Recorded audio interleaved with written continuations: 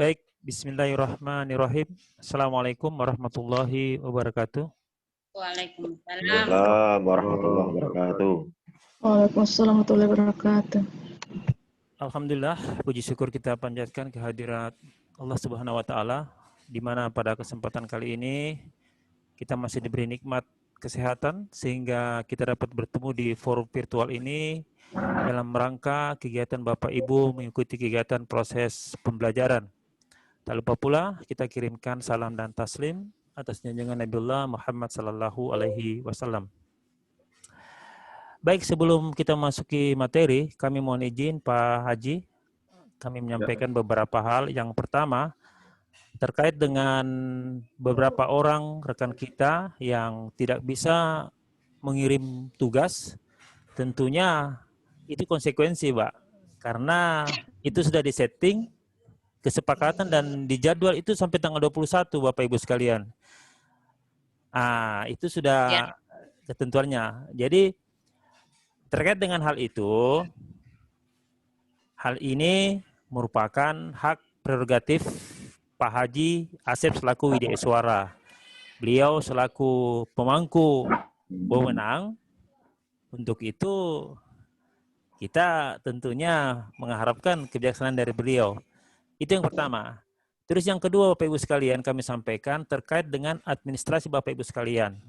Untuk biodata Bapak Ibu sekalian, mohon segera diselesaikan dan dikoordinasikan langsung kepada Ibu Diah. Sekali lagi kami sampaikan, terkait dengan biodata Bapak Ibu sekalian, mohon segera diselesaikan dan berhubungan langsung dengan Ibu Diah untuk penyelesaian administrasi. Apabila hal itu tidak terpenuhi, tentunya konsekuensi Bapak Ibu sekalian, besar kemungkinan sertifikat Bapak Ibu sekalian tidak akan kami berikan. Itu yang kedua.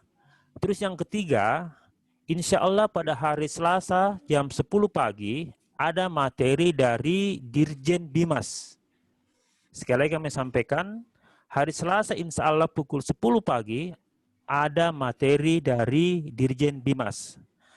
Dapat kami sampaikan yang pertama, background Bapak Ibu sekalian menyesuaikan dengan background yang sekarang saya pakai Bapak Ibu sekalian. Yang Pak Armin pakai, Pak Sapriyadi pakai. Jadi menyesuaikan untuk backgroundnya. Karena itu merupakan perintah dari Ibu Kepala Balai. Terus yang kedua terkait dengan kegiatan hari Selasa, untuk profil Bapak Ibu sekalian, nama perhatikan ya. Nama perhatikan, sumpama Nasrawati PST Keluarga Sakinah, itu benar. Perhatikan Bapak Ibu sekalian, dapat kami sampaikan untuk nama. Ya, nama di profilnya Nasrawati contoh PST Keluarga Sakinah.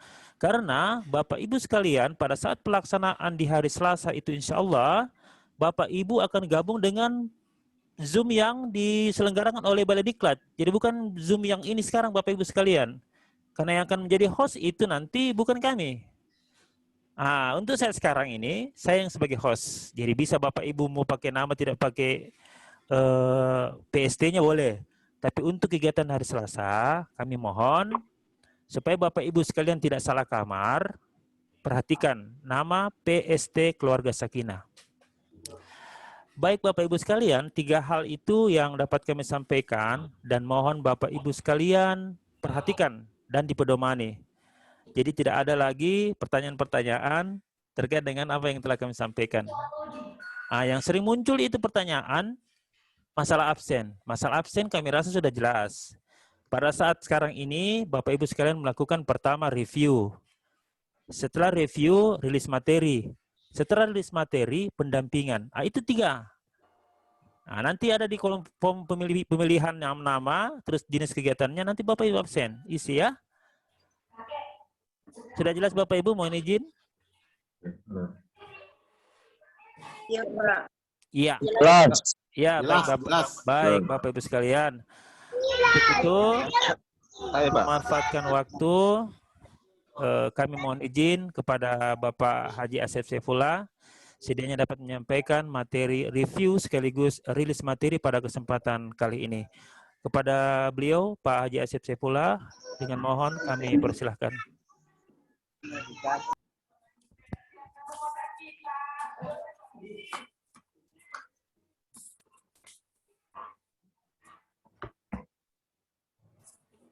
بالله من الشيطان الرجيم. أعوذ بالله من الشيطان الرجيم.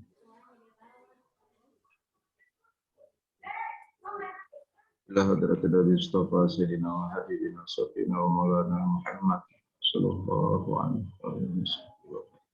الفاتحة. أعوذ بالله من الشيطان الرجيم.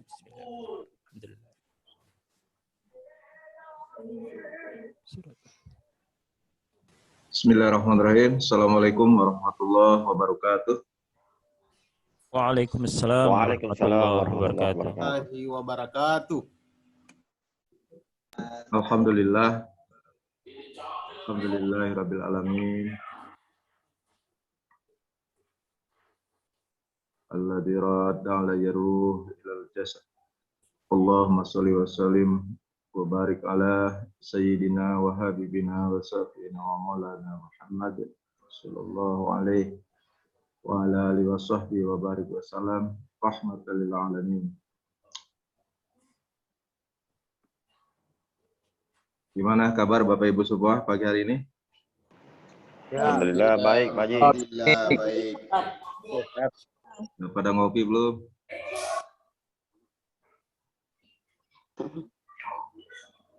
Belum ngopi Ustaz. Ya, ngopi dulu ya. Baik Bapak Ibu, para peserta sekalian, alhamdulillah pagi hari ini kita masih dibangunkan oleh Allah Subhanahu wa taala dan masih bisa melanjutkan kegiatan kita. Dan untuk pagi hari ini kita akan mereview ya apa yang sudah kita laksanakan, baik paparan materi maupun penugasan yang sudah kita laksanakan. Tadi malam persis jam 9 selesai juga saya melakukan penilaian ya, tidak ada waktu tertunda. Jadi Bapak Ibu di pembelajaran atau pelatihan jarak jauh ini Widya Suara juga gak istirahat Bapak Ibu ya. Pulang ke rumah bukan santai-santai, tapi begitu masuk saya periksa tugas Bapak Ibu dan langsung memberikan nilai. Itu sampai jam 9 ya, kita tidak meninggalkan tempat. Jadi kalau Anda juga santai-santai ya, bagaimana ceritanya gitu ya. Kita berusaha untuk disiplin juga Widya Suara ya. Nah, kalau peserta juga santai ya gimana. Jadi masih ada 5 orang yang belum mengirimkan tugas ya. Sampai persis jam 9 tadi malam ya. Dan mudah-mudahan Bapak Ibu semua sudah menerima notifikasinya ya. Bapak Ibu terima nggak notifikasinya? Terima Ustaz. Terima ya. Jadi semua saya usahakan ya apa yang komentar-komentar sesuai tugas itu kita arahkan supaya tidak bertanya gitu apanya yang kurang ya. Dan yang belum menyetor itu ada 5 orang. Ibu Maryam, mana Bu Maryam? Bu Maryam hadir nggak? Hadir Pak. Ya, gimana Bu? Kemarin jaringan Pak di sini, ini hari pun ini. Jaringan ya. Kemudian Pak Rusdin. Rusdin ada nggak? Pak Rusdin Yasin ada nggak? Rusdin Yasin, udah hadir ya? Pak Asgar Ilyas? Pak Asgar ada?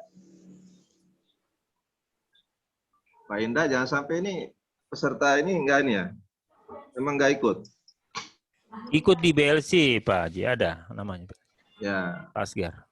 Asgar enggak ada ya? Belum masuk? Belum Haji. Kemudian Pak Irwan. Nah, mana Irwan? Pak, siap. Nah. Mohon maaf nih Pak, terkendala karena kemarin kami ke luar daerah menjenguk anak di pondok pesantren, sehingga pas mau mengirim sudah lewat waktu. Karena jaringan mau mengirim melalui jaringan melalui HP nggak bisa. Jaringan di daerah Konawe, di daerah Bisulu tuh Pak. Jadi perjalanan kurang lebih 1,5 jam dari Kendari. Itu Ya. kendalanya. Mohon maaf ini Pak, tapi tugasnya sudah siap. Oke, kemudian yang kelima Ibu Jumriati. Mana Ibu Jumriati? Ya, hadir Pak Haji. Yang mana ini Bu Jumriati? Hadir Pak Haji. Ini Ah, kan iya. jarang ini Haji. Jadi ponto Pak Haji. Jadi foto. Ya, gimana? Kenapa Bu? Yang jadi kendala juga itu tadi malam Pak, faktor jaringan. Biasanya kalau sudah sore itu sudah ada gangguan jaringan. Jadi terus saya berusaha untuk ke rumah teman yang punya wifi. Pas saya mau kirim itu sudah jam 12 menit Pak. Jadi sudah tidak terkirim lagi. Jadi bagaimana solusinya Pak? Apakah masih dikasih kebijakan sebentar atau bagaimana? Ya baik, terima Karena- kasih ya untuk seluruh informasinya. Saya cuma ngecek aja ya bahwa di sistem ya kita sudah kunci ya. Jadi mengunci sistem itu untuk melatih kedisiplinan kita ya. Melatih kedisiplinan kita. Jadi kalau sudah dikunci jam 9 tidak bisa masuk lagi. Ya karena sistem juga manusia yang bikin ya. Yang atur, yang setting ya semua bisa diteknisi ya. Cuma ini sengaja saya tidak buka sebelum kita mendengar argumentasi dari teman-teman. Alhamdulillah ya semua ini tidak bisa dipungkiri kalau jaringan itu, tapi kan jaringan tidak seharian full ada terkendala ya siang. Gitu. Baik Bapak Ibu, nah untuk yang karena 2 orang tidak ada ini, Pak Rusdin, Pak Askar ini. Ya.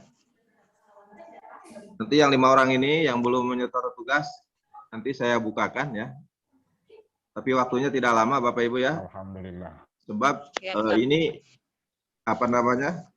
historinya akan dibaca oleh pimpinan ya. Jadi histori ini dibaca oleh pimpinan. Jadi kapan saya membuka, kapan saya menutup, kapan saya memberikan waktu lagi untuk memasukkan. Ya. Iya, Pak. Jadi kalau ada kegiatan di luar jadwal itu terbaca di histori dan itu jadi evaluasi di seksi teknis. Jadi begitu Bapak Ibu ya. Nanti selesai materi kedua ini saya akan buka link tugas untuk materi psikologi kemarin yang belum sempat kirim ya.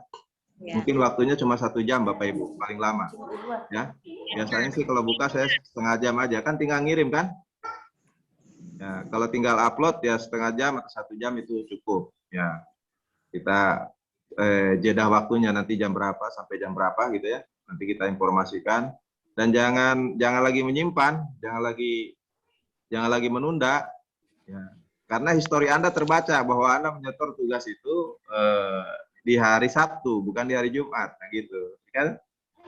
Jadi terbaca. Padahal tugasnya ini tugas hari Jumat. Mudah-mudahan ini tidak terulang ya, bukan untuk saya. Saya tidak ada masalah Bapak Ibu ya.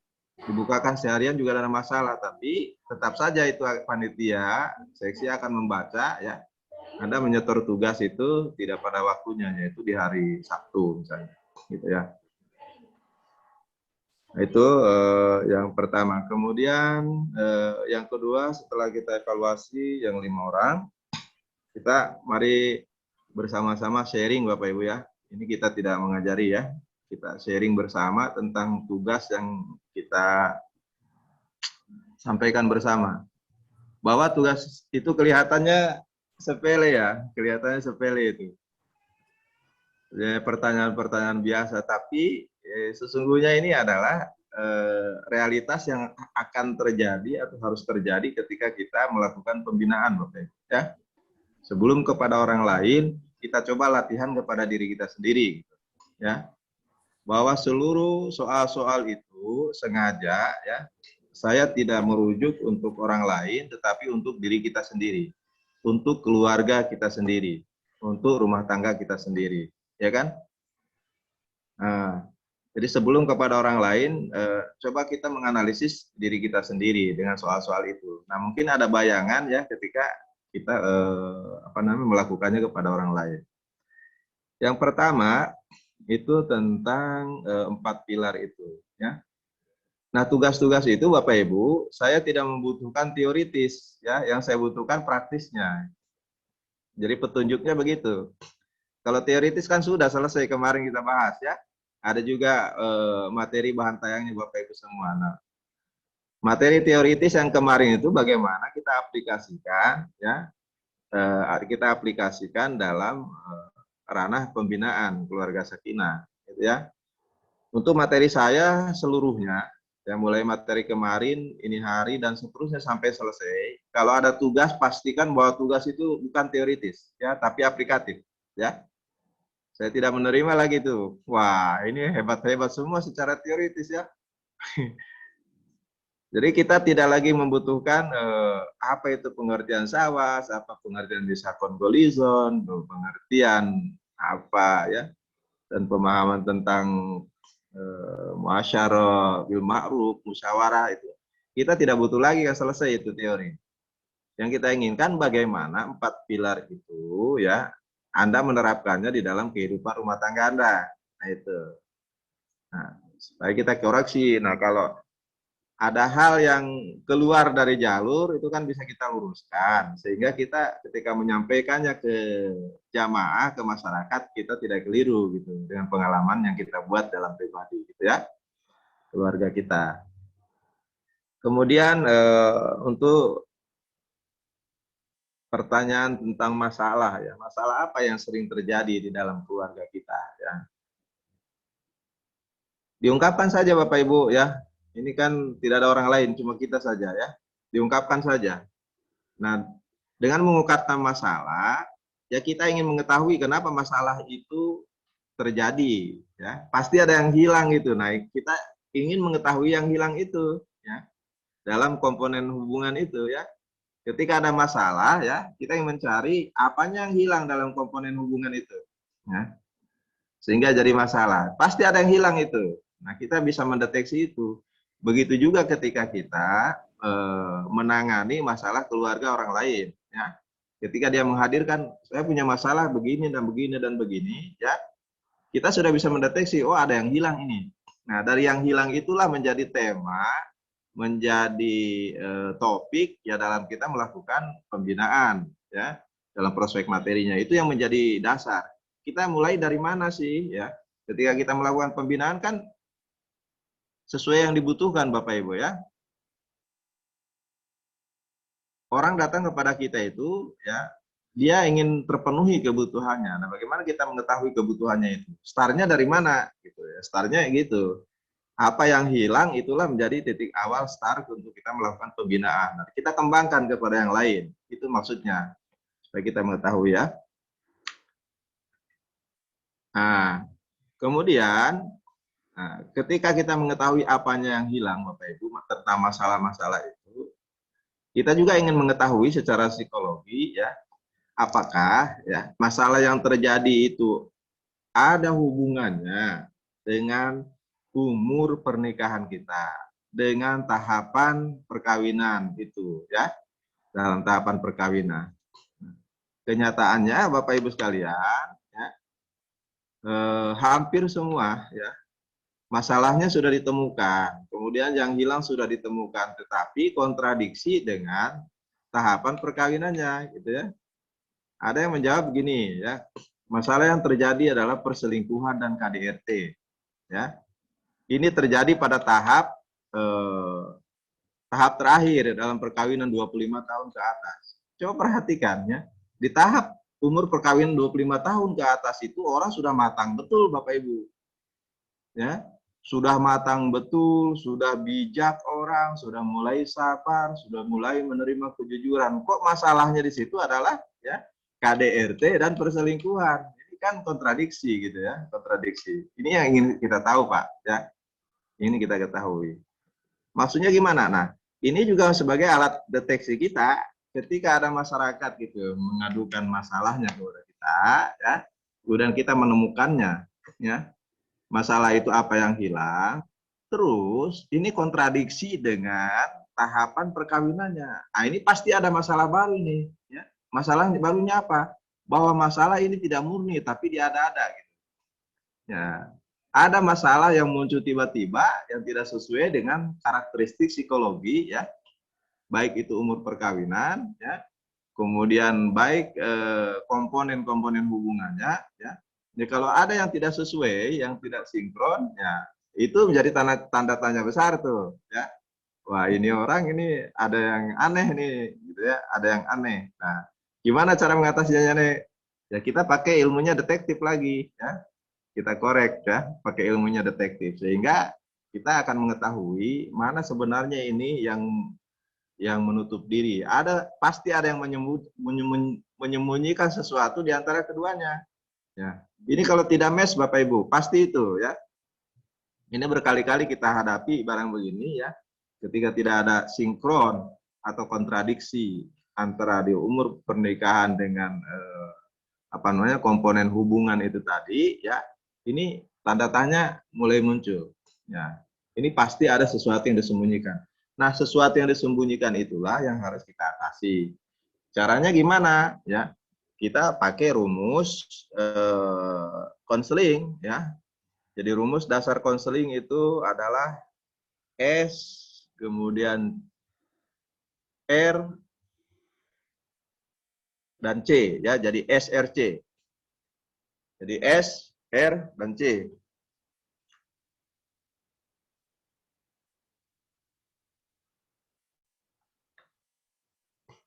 Jadi, seperti ini Bapak Ibu. Kelihatan nggak ya? Ya? Nah, Kelihatan. jadi rumus konseling kita nanti dalam melakukan konsultasi Bapak Ibu, ya ini ada di sini. Ketika ada gejala yang berbeda ya antara komponen-komponen hubungan dengan ya umur atau tahapan perkawinan itu pasti ada sesuatu yang disembunyikan. Yang disembunyikan itu di mana? Yang disembunyikan itu ada di sini Bapak Ibu. Di R ini nih.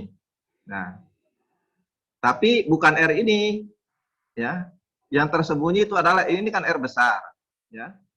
Yang sembunyi itu adalah R kecil. R kecilnya mungkin ada di belakang di sini, ada di atas, ada di bawah, atau ada di depan. Ya. Tugas konselor atau tugas Anda sebagai pembina dalam melakukan konsultasi, ya, membongkar SS kecil yang ada di belakang, di atas, di bawah, dan di depan. Ya, gitu ya. Nah, R besar, ya, yang kita lihat sekarang ini, inilah yang nampak di permukaan, ya, di mana R besar ini sebenarnya bukan masalah Bapak Ibu, ya, tapi ini adalah dampak dari masalah. Seringkali ya kita ya menerjemahkan masalah itu salah. Yang kita lihat masalah tapi sesungguhnya bukan masalah, tapi itu dampak, ya. Nah ini R besar yang kita lihat, ya, kita lihat, ya. Contoh misalnya, ya, melihat istri tidak bergairah ya melayani suami. Itu menurut Bapak Ibu masalah atau bukan? Masalah, Pak. Masalah. Yang lain? Dampak. Nah, itu ya. Satu ada yang melihat masalah, ada yang melihat dampak. Nah, istri tidak bergairah melayani kita itu ya. Kita harus menyimpulkan dulu Bapak Ibu, ya. Kita harus pastikan ini ilmu psikologis ya. Jadi ilmu konseling itu begini Pak, dalam perspektif ilmu konseling, ketika melihat masalah yang kita hadapi kelihatan masalah, contoh tadi ya, istri tidak bergairah melayani suami. Ya. Sebagian orang mengatakan bahwa itu masalah. Ya. Nah kita sekarang yang sudah belajar, ya kita menganggapnya jangan dulu menjadi masalah Pak. Anggap bahwa yang kita lihat itu, ya itu adalah R besar, karena itu kelihatan. Ya. Di mana R besar ini perspektif awalnya itu adalah dampak. Ya, kita mesti mengatakan dulu bahwa tidak bergairahnya istri itu adalah dampak dari masalah. Nah masalahnya di mana? Nah inilah masalahnya harus kita cari adalah R kecilnya itu. Ya, ya.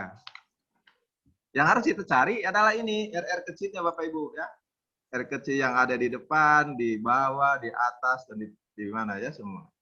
Ini harus kita ungkap. Ya, tugas kita konselor itu mengungkap R kecil yang ada di belakang, apakah di mana posisinya itu masalah itu, ada di belakang kah, di atas kah, di bawah atau di depan. Itu tugas konselor, itu adalah itu, ya. Jadi kita melihat sesuatu itu adalah terjemahkan dulu bahwa itu adalah dampak, ya. Nah, kita tidak akan bisa menyelesaikan masalah sebelum kita menemukan masalahnya. Yang mana masalahnya itu tadi ini yang kecil-kecil ini nih. Ya, R kecilnya di sini, di sini, di sini, di sini. Inilah masalah. Ya. Kalau kita sudah mengetahui masalahnya, maka kita bisa menemukan opsi dalam penyelesaian masalahnya. Ya. Tidak bisa kita memberikan opsi bagaimana masalah itu selesai sebelum masalahnya kita temukan terlebih dahulu. Ya, itu. Saya paham Bapak Ibu ya? Jadi ini sekali lagi bahwa ketika ada kontradiksi antara komponen dengan di tahap perkawinan itu pasti ada sesuatu yang disembunyikan. Dan yang disembunyikan itu harus kita bongkar melalui pendekatan ini, ya. Jadi caranya gimana? Nah, ini tadi baru kita menjelaskan tentang R. Caranya gimana? Caranya adalah, ya, kita membongkarnya itu dengan memberikan stimulus, ya. Kita umpan. Ini dalam ilmu detektif itu ya. Jadi detektif juga pakai ini Pak nih, ya. Intelijen itu pakai ilmu ini nih, ya. Supaya ini masalah keluar, maka harus kita umpan dulu. Umpan dengan apa? Dengan stimulus. Stimulusnya apa? Ya sesuai dengan dampak yang kita lihat. Bagaimana supaya masalah yang sebenarnya muncul keluar. Ya. Berikan stimulus. Tahu stimulus kan? Jadi gini. Misalnya Bapak Ibu, kita melihat orang ini kelihatannya aneh waktu dia bicara, ya. Ini contoh. Kok ada lain-lain dia bicara dan kita menerjemahkan bahwa pembicaraannya dia itu adalah bohong. Bagaimana kita tahu bahwa dia bohong, Bapak Ibu, ya? Caranya lempar stimulus. Ya. Misalnya dia sedang berbicara tentang ya keadaan kantor. Dia sedang berbicara tentang jabatan dirinya, posisi dirinya, gitu ya. Misalnya di mana? Di kantor pengadilan misalnya, pengadilan negeri. Pak, saya ini ya kepala bagian di pengadilan negeri. Saya ngurusin ini, ngurusin ini, ngurusin ini. Tapi Anda agak curiga gitu ya. Ada kan biasa orang mendengar begitu ya. Ada kecurigaan kita ini benar apa enggak gitu. Nah, kita ada keraguan bahwa yang dibicarakan itu benar apa enggak. Benarkah dia seorang pejabat? Benarkah dia seorang pegawai pengadilan? Caranya gimana supaya tahu bahwa kita yang dia bicarakan itu benar atau tidak? Lempar stimulus. Ya. Caranya gimana? Stimulusnya tanya hal yang paling kecil. Ya. Pak, itu satpam ya. Satpam yang ada di sana siapa saja namanya? Gitu ya. Siapa sih namanya itu? Ada teman itu di sana satpam yang ada di pengadilan. Ketika dia tidak bisa menjawab Bapak Ibu ya, ketahuanlah bahwa dia itu berbohong. Kalau memang dia orang pengadilan misalnya, ya, hal yang sering kita temui keluar masuk setiap hari itu adalah satpam. Pasti dia mengenal satpam. Maka kita lempar stimulus, ya. Ada itu teman, ya, di pengadilan itu satpam itu. Ada berapa orang? Siapa sih namanya? Ketika dia tidak tahu namanya, ya kita keraguan kita terjawab bahwa betul dia bohong. Ya. Paham maksud saya Pak? Ini maksudnya stimulus ya. Nah. Gitu. Contoh juga begitu. Nah, misalnya dalam hal pembicaraan pekerjaan, profesionalisme, ya, kita juga bisa melempar stimulus di sini. Hal yang paling sederhana saja, yang kecil saja, ya. Misalnya seorang penyuluh, dia mengaku seorang penyuluh agama, gitu ya. Ketika kita ditanya satu hal saja, ya, yang paling kecil, ya, yang paling kecil. Itu tugas penyuluh yang pertama dilakukan apa sih, gitu ya misalnya. Ketika dia tidak tahu hal yang paling kecil saya tidak bisa jawab, ya itu menerjemahkan bahwa dampak yang kita lihat itu bermasalah, ya. Dia bohong lah, dia harus kita tahu. Ketika dia tidak tahu menjawab siapa nama satpamnya, nah kita cari tahu siapakah dia sebenarnya. Kita korek nih tadi masuk stimulus kedua, stimulus ketiga sehingga terbongkar. Oh, ya, gitu. Jadi seperti itu. Nah, langkah berikutnya, ya, setelah kita menemukan masalahnya, ya, yang kita ungkap melalui stimulus yang kita lempar, ya, melalui stimulus yang kita lempar, ya, kita tahu masalahnya. Nah, contoh lain misalnya Bapak Ibu, kalau misalnya di ruang kerja Anda, ya, selalu ada kehilangan, ya, selalu ada kehilangan dan tidak ada orang misalnya di situ, ya, cuma 2, bertiga atau apa gitu, ya. Memastikan apakah memang saya yang lalai atau memang ada orang yang sering masuk di dalam, ya. Ya, intelijen kan biasa kasih stimulus begini Pak, caranya ya. Misalnya dia simpan rokok, rokok yang dia simpan. Saya rokok ini kasih menghadap begini misalnya. Di meja saya kasih menghadap begini ya, begini. Nah, kita simpan aja dalam waktu sekian lama ya, misalnya 1 hari, 2 hari. Besok kita cek ya, apakah posisi rokok ini berubah atau tidak. Ya, ketika dia posisinya dia berubah begini, pastikan bahwa itu ada orang masuk, ya gitu, ya kan? Ya, gitu. Apalagi kalau posisi rokok tuh sudah terbalik begini atau yang dari begini ya kemudian menjadi melintang, ya itu kan pertanda ya. Jadi intelijen tuh begitu cara mendeteksi awalnya. Oh memang ada orang, saya kita cari tahu siapakah dia, bahwa betul memang ya ada sesuatu yang berubah ya. Atau ya di rumah juga begitu kadang-kadang Bapak Ibu ya. Ya. Saya itu melatih kejujuran anak-anak dan istri itu mudah sekali ya. Dompet itu ya saya tandai itu, menghadapnya dompet itu begini ya. Sebentar kalau dompet itu berubah arahnya, oh pasti ada yang korek tuh. Ya, gitu ya. Kan seperti itu. Kemudian celana ya, celana saya gantung itu ya biasa gitu ya. Yang kaki kanan atau kaki kiri itu dilipat ya. Jadi banyak cara stimulus untuk menemukan menjawab masalah-masalah itu. Yang biasa di rumah ribut itu, kenapa ini tadi ada uang kok gak ada yang mengaku, anak gak mengaku, istri gak mengaku gitu. Wah ini dulu bapak saja yang lupa. Saya tes begitu ya. Nah, terus saya kasih tahu, siapa ini tadi? Jadi gitu. Jadi itu yang dimaksud dengan stimulus ya, bagaimana kita menemukan dan memastikan bahwa itu masalah atau bukan, dampak atau masalah. Nah, selanjutnya kita masuk ke C ini ya. Ya. Jadi C ini ya. Setelah kita menemukan masalah, kita akan berdiskusi dengan klien ya. Bagaimana caranya kita keluar dari masalah ini? Ya. Jadi bukan kita yang mengarahkan Bapak Ibu. Bagaimana masalah itu selesai, tapi klien. Kita berdiskusi dengan klien ya. Bagaimana kita bisa keluar dari masalah itu? Setelah klien menyampaikan bahwa saya bisa keluar dari masalah itu dengan cara A, B, C dan D. Nah,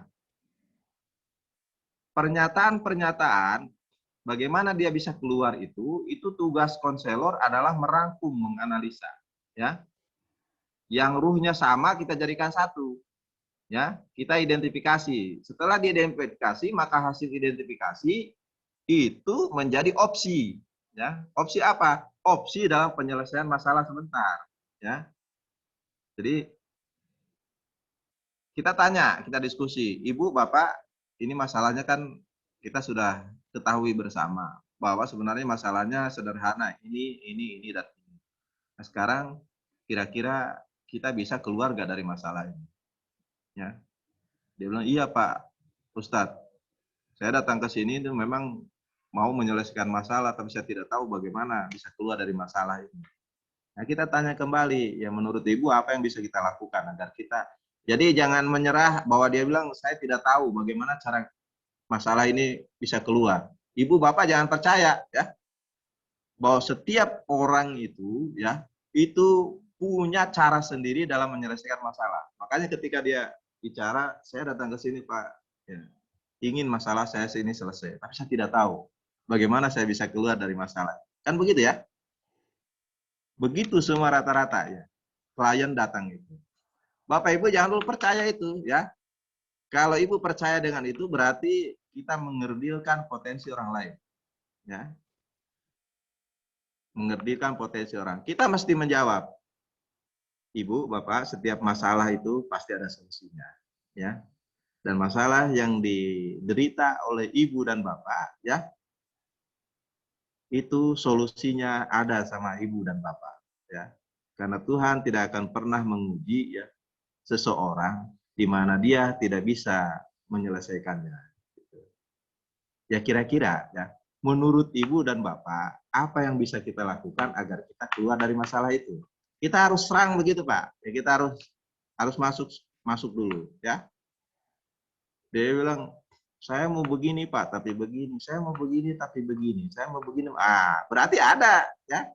Berarti dia bisa itu keluar dari masalah. Cuma ada kendalanya, kendala di belakang. Nah, kita membantu bagaimana, ya, menghilangkan kendala yang ada di belakangnya itu atas opsi-opsi, ya, atas ide-ide bagaimana dia keluar dari masalah itu. Ya. Gitu. Jadi setelah semua kita diskusi, hasil diskusi apa yang bisa dilakukan kita rangkum. Nah, hasil rangkumannya menjadilah opsi, ya. Jadi opsi.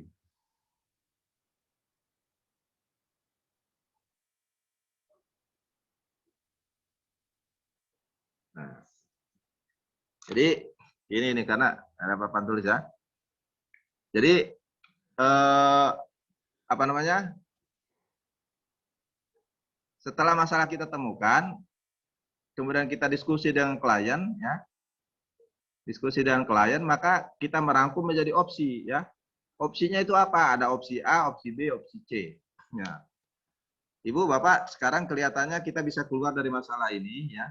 Caranya adalah dengan opsi A, apa, opsi B, dan opsi C. Dari 3 opsi ini kira-kira, ya, yang mana yang bisa Ibu, Bapak lakukan. Nah, ya, kita harus tawarkan kembali yang mana, ya, opsi yang bisa Ibu, Bapak lakukan.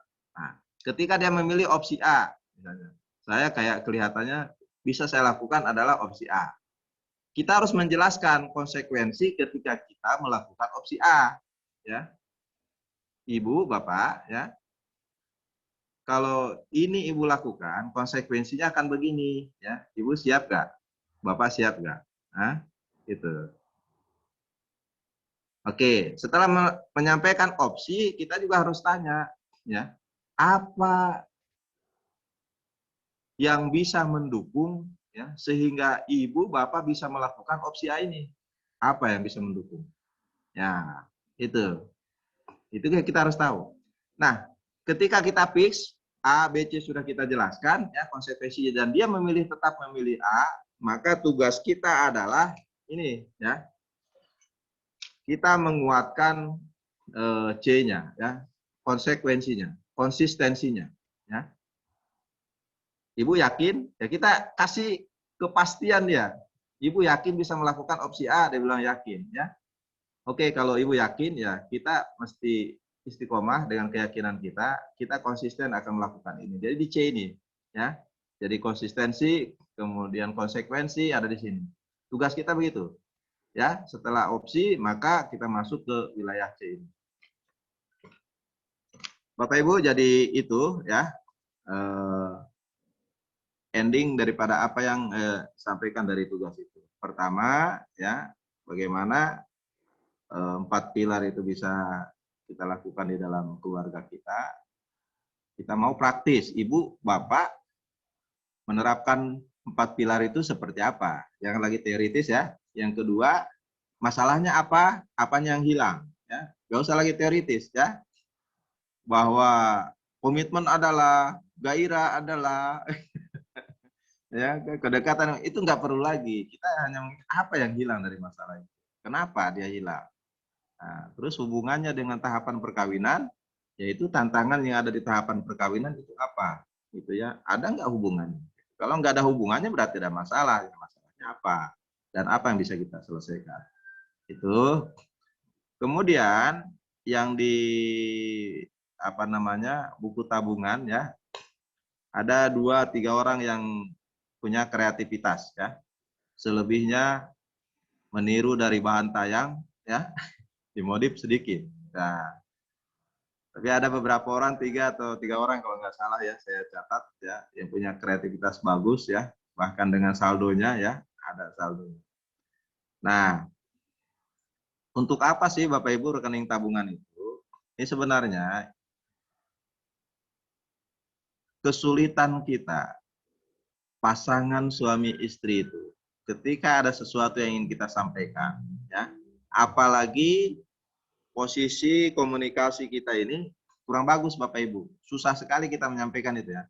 Karena susah, ada hal-hal tersembunyi yang tidak bisa kita sampaikan, ya. Kita bisa sampaikan melalui tulisan, ya. Kita kasih lembar, Bu. Sebenarnya Ibu itu mau apa sih, ya? Tolong ya, catat aja. Nanti kita juga mencatat, saya ini sebenarnya maunya seperti ini kepada istri. Nah, kalau kita baku bagi, ya, dimusyawarahkan berdua itu kadang-kadang kita menjadi hiburan, Pak. Hiburan apa? Ya, kita akan ketawa bersama, ya. Ternyata ada keinginan yang sama, atau mungkin ada keinginan yang berbeda di antara keduanya. Dari mana kita tahu? Dari situ. Ketika ada komunikasi yang terhalang, tidak bisa kita menyampaikan. Ya. Dan ada komitmen bersama. Oh, ternyata kalau harapan kita seperti ini, ya, itu akan habis dikikis oleh seperti ini. Ya, semakin suami dicemburui, ya, semakin suami dicurigai, ya, ingat, ya, itu akan semakin berkurang, ya, itu nilai kasih sayangnya. Percaya Bapak Ibu, ya. Semakin suami itu dicurigai, maka tingkat kepercayaannya itu akan berkurang. Coba saja, ya, akan berkurang. Yang ditakuti oleh para suami itu adalah kepercayaan istri. Ya. Kepercayaan istri itu sangat ditakuti oleh seorang suami. Betul nggak ini? Saya nggak tahu kalau yang lainnya. Yang saya takuti dari istri itu adalah kepercayaan istri. Ya. Begitu istri percaya kepada itu, kita semakin takut. Tapi semakin dicurigai, ya, semakin lari itu, apa namanya, itu. Jadi yang diinginkan oleh seorang laki-laki, ya, terutama suami, itu adalah kepercayaan dari istri. Dan yang diinginkan dari seorang istri, ya, dari suami itu adalah perhatian. Sekira masing-masing ada plus minus tentang itu, ya. Nah, ini hanya bisa diketahui kalau kita saling berbagi melalui itu tadi, Pak, ya, tabungan apa yang bisa kita lakukan. Baik. Dan yang terakhir, apa ya kemarin soalnya yang terakhir? Ketahanan keluarga. Ketahanan. Nah, ketahanan keluarga juga, Bapak Ibu, bukan teoritis yang saya minta, tetapi praktis, realistis, ya. Bagaimana Anda meningkatkan, ya, ketahanan keluarga sesuai kondisi keluarga Anda hari ini, ya. Misalnya yang hari ini belum punya rumah, lagi mana Anda bisa punya rumah? Bukan lagi kita mau berteori di situ, ya. Jadi dimensi 1 ini. Nggak perlu lagi ini. Apa yang Anda lakukan bisa meningkatkan ketahanan keluarga di dimensi 1. Misalnya di dimensi 1 saya ini memang belum punya rumah lah. Gimana caranya kita bisa punya rumah? Kayak gitu, ya. Kemudian di dimensi kedua, misalnya ketahanan ekonomi. Wah, saya ini ekonomi, ya, masih pas-pasan gitu lah. Bagaimana cara meningkatkannya itu, ya? Ya, belum bisa memenuhi salah satu kebutuhan yang lain. Ya, bagaimana caranya? Apa yang Anda akan lakukan? Jadi itu yang sebenarnya diinginkan, ya. Bukan teoritis menjelaskan kembali, ya, apa itu dimensi 1, apa indikator dimensi 2, apa indikator dimensi 3, itu nggak perlu lagi, kan sudah ada, selesai itu materi. Keadaan kondisi kita hari ini, ya, apa yang akan kita lakukan. Nah, Bapak Ibu, saya kira untuk materi kemarin itu reviewnya seperti itu, ya. Kita merefresh kembali bahwa punya hubungan yang signifikan, ya, berantai antara soal nomor 1, nomor 2, dan nomor 3 itu berurutan. Nah, ini juga nanti akan kita jadikan alat, bahan, ya, bagaimana kita melakukan pembinaan ya, atau melakukan bimbingan terutama ya, bimbingan dan konsultasi perkawinan dalam hal penyelesaian masalah maupun pembinaan keluarga sakinah. Saya kira cukup dari saya, ini sudah jam 11 ya. Mungkin ada hal yang mau disampaikan sebelum kita tutup review ini dan masuk kepada materi baru. Silahkan satu orang. Ada yang disampaikan?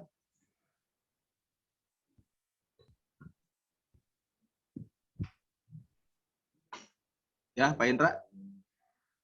Masih monitor, Pak Indra?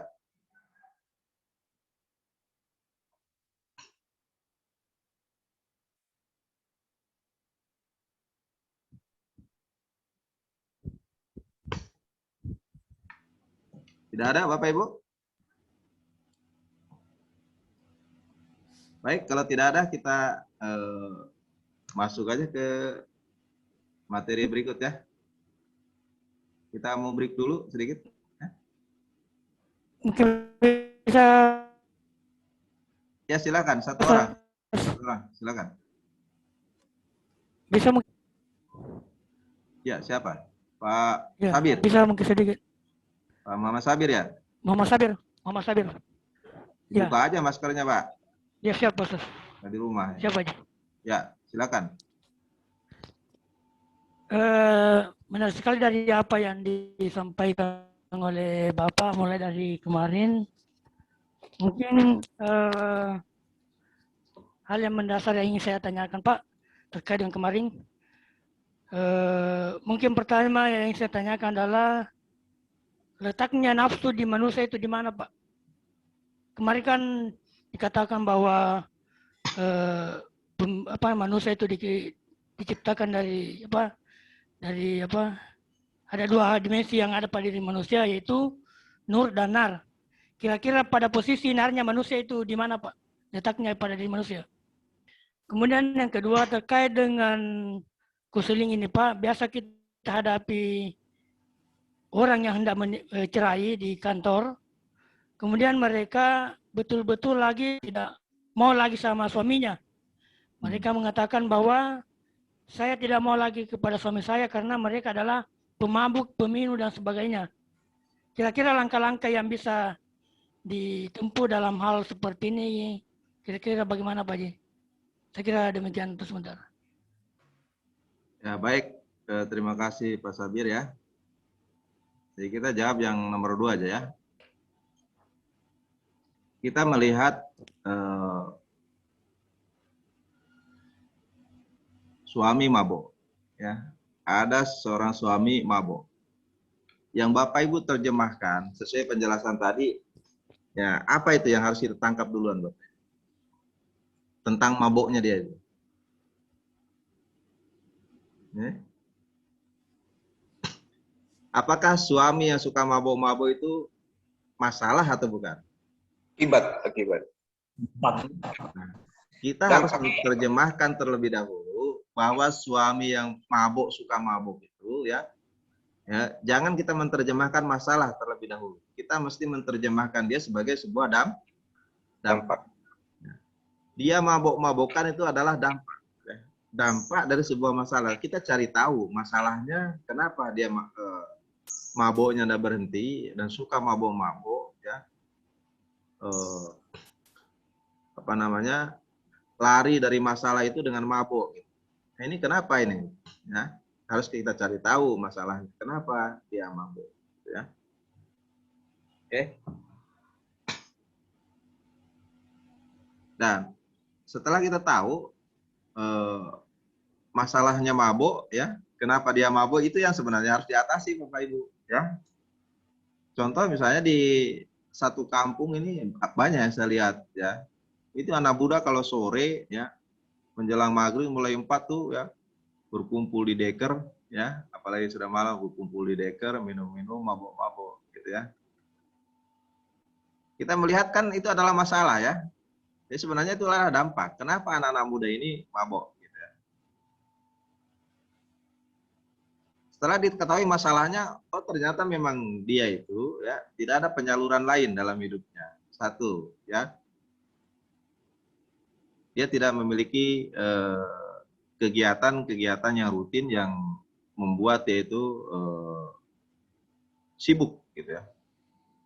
Dalam ilmu sosiologi ya, semakin rame di sebuah kampung pada jam-jam produktif ya, itu menunjukkan bahwa di kampung tersebut tingkat penganggurannya tinggi ya, Pak.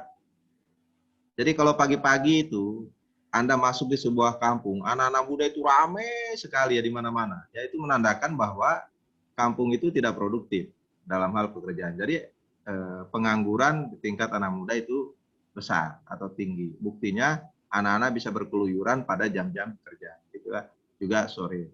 Berarti ini menjadi sebuah pertanda ya bahwa pengangguran, banyaknya pengangguran itu menjadi masalah ya. Nah, begitu juga dengan anak-anak yang mabuk di sebuah kampung ya. Kita harus cari tahu nih kenapa. Nah, sebelum masalahnya itu kita temukan Bapak Ibu, maka seluruh tindakan untuk bisa memperbaiki ya itu tidak akan bisa selesai, bahkan akan memunculkan masalah baru ya. Karena kita menganggap bahwa mabuknya itu adalah masalah ya, kemudian anak-anak kita pukuli ya, masuk di penjara gitu ya, dan kita menerjemahkan bahwa masalahnya itu adalah penjualnya ya, maka kita habisi warung-warung ya, kita bakar warung-warung yang menjual minuman keras ya. Oke, apakah masalahnya selesai tidak ya? Tidak selesai Pak, karena yang Anda selesaikan itu dampak ya. Anda hancurkan botol-botol minuman ya, tidak juga menyelesaikan masalah ya. Semua minuman-minuman berbotol dihancurkan, ya pemabuk tidak kehilangan akal Bapak Ibu. Habis botol ya masih bisa minum kenau, ya kan?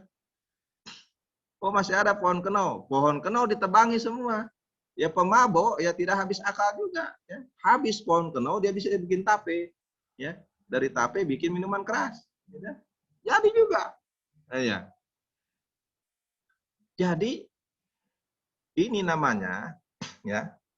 Kalau yang kita lakukan adalah menghancurkan toko-toko yang menjual minuman, ya, menghancurkan pohon kenau, ya, menebang pohon kenau, kemudian menangkapi semua orang minum dan menyelesaikan masalah, tapi memunculkan masalah baru, ya. Oke. Dan apa yang kita lakukan itu berdampak negatif juga, ya. Menyelesaikan masalah dengan masalah, ya. Menyelesaikan kemungkaran dengan kemungkaran baru. Ya, ini yang terjadi Bapak Ibu, ya. Bagaimana coba ada organisasi di sebelah itu ya. Menghancurkan warung-warung, membakar warung-warung dan sebagainya. Ya, saya bilang ini buat apa? Ini kemungkaran. Loh, kenapa menyelesaikan kemungkaran dengan kemungkaran baru, ya? Merusak orang punya warung itu hak orang lain, kemungkaran atau bukan? Membakar rumah orang lain itu kemungkaran Pak, ya. Jadi jangan kita menyelesaikan kemungkaran dan kemungkaran baru, ya. Itu apakah dengan dibakarnya warung itu masalah selesai? Tidak, ya justru memunculkan masalah baru. Kasihan bagaimana ini? Ketika warungnya habis, semua isinya habis, terus dia mau makan dari mana? Kerja dari mana? Nah, masalah baru muncul lagi, ya. Jadi Islam tidak mengajarkan seperti itu, ya. Jadi Islam mengajarkan ya kalau dapat itu ya kita bisa menangkap ikannya di air yang bening ya, bening airnya dapat ikannya. Nah inilah makna hikmah ya, makna hikmah dalam penyelesaian masalah ya. Jadi gitu ya Pak Sabir ya, kita temukan dulu masalahnya ya, sebelum masalahnya kita temukan ya kita tidak bisa menyelesaikan ya. Intinya jangan kita menyelesaikan masalah dengan atau menyelesaikan kemungkaran dengan kemungkaran baru. Menyelesaikan masalah dengan masalah baru. Bahwa itu tidak akan selesai. Jadi yakinkan dulu apa yang kita lihat itu jangan langsung menerjemahkan masalah, tapi terjemahkanlah terlebih dahulu bahwa itu dampak, ya. Sehingga kita tidak semena-mena. Nanti menemukan masalahnya baru kita memberikan opsi bagaimana masalah itu bisa selesai. Ya, saya kira itu ya. Tabe Ustaz, ada satu lagi kalau masih diizinkan. Ya, silakan Pak. Iya. Assalamualaikum warahmatullahi wabarakatuh. Salam warahmatullahi wabarakatuh. Kemarin kita mendapatkan salah satu poin pencerahan bahwa akan terbentuknya keluarga sakinah itu ketika 3 komponen yang hubungan dalam perkawinan itu terpenuhi. Ada komitmen, kemudian ada kedekatan emosi, dan ada gairah. Lalu kemudian ketika salah satu di antaranya itu tidak ada, maka akan terjadi ketimpangan di dalam perkawinan tersebut. Saya mengambil contoh, Ustadz, ini kan salah satu penyebab istri melakukan gugat cerai di pengadilan agama itu adalah tidak terpenuhinya kebutuhan batinnya. Lalu kemudian, andaikan kemudian ada satu kasus di mana sang suami ini memang tidak berdaya memang secara fisik dan psikologi untuk memberikan pemenuhan kebutuhan batin itu. Ya. Artinya ini bukan sesuatu yang disengaja. Ya. Dia punya komitmen, dia punya kedekatan emosi, tetapi gairahnya hilang. Dan gairah hilang ini itu memang natural. Ya, ketika ditanya apakah kemudian sudah ada upaya, dia sudah melakukan upaya kemana-mana, ya, agar kemudian gairah itu bisa muncul atau bisa timbul. Nah, persoalannya adalah apakah perempuan yang melakukan gugat cerai itu memang sudah benar dengan alasan tersebut? Apakah kemudian tidak bisa kita katakan bahwa itu sebagai sebuah bentuk penzaliman terhadap suami, ya, di mana pemenuhan kebutuhan batin itu bukan sesuatu yang disengaja. Ya, jadi gimana kira-kira itu, ya Ustaz? Ya. Terima kasih. Assalamualaikum warahmatullahi wabarakatuh. Waalaikumsalam warahmatullahi wabarakatuh. Baik, bagus sekali pertanyaannya ya. Itulah sebabnya bahwa pengertian sakinah itu Bapak Ibu ya, dalam sisi bahasa ya. Di samping sakinah itu punya makna itu tenang, tentram, damai ya. Sakinah juga kalau diambil akar katanya dari kata asikin, sikin ya. Sikin itu artinya apa, Pak? Miskin. Sikin, Pisau. bukan miskin. Pisau. Ya. Pisau yang tajam itu namanya sikin ya. Jadi karakteristik orang bisa sakinah itu kalau tajam. Siapa yang tajam? Nah, gitu ya.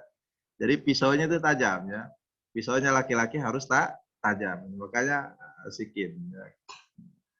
Jadi itu.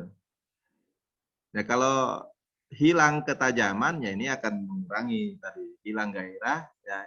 Itu kemarin kita sudah jelaskan. Ini persoalannya bagaimana hukum ya seorang istri ya melakukan gugat cerai atas posisi seperti ini ya. Jadi semua sah-sah saja Bapak Ibu ya. Itu hak seorang istri untuk menggugat cerai suami ya tidak ada masalah ya karena alasan yang satu ini ya. Dan itu dibolehkan melakukannya. Apakah ini seorang sesuatu penzoliman? Tidak, ini konsekuensi dari sebuah komitmen yang dilakukan gitu ya. Jadi konsekuensi, tidak ada masalah ya. Ini sekalipun dalam sisi hukum ada beberapa pendapat ya. Jadi sebaiknya begini, boleh ya atau mungkin menjadi wajib ya.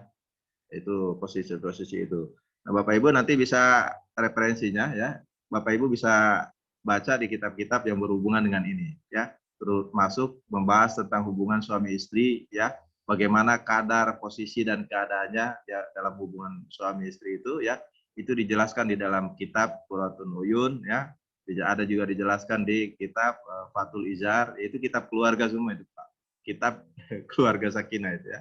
Kemudian kitab Uqudul Jain. Nah ini saya ada bawa Uqudul Jain ya. Nanti Bapak Ibu saya sarankan ya, kalau mungkin boleh saya wajibkan untuk penghulu itu wajib Anda miliki 3 kitab itu ya. tolong sekarang udah banyak ya, terjemahan udah banyak ya, yang aslinya juga ada di online, silakan Bapak Ibu beli ya. Ini penting sekali. Dan kelihatannya Bapak Ibu untuk kondisi kekinian ya, 3 kitab ini harus kita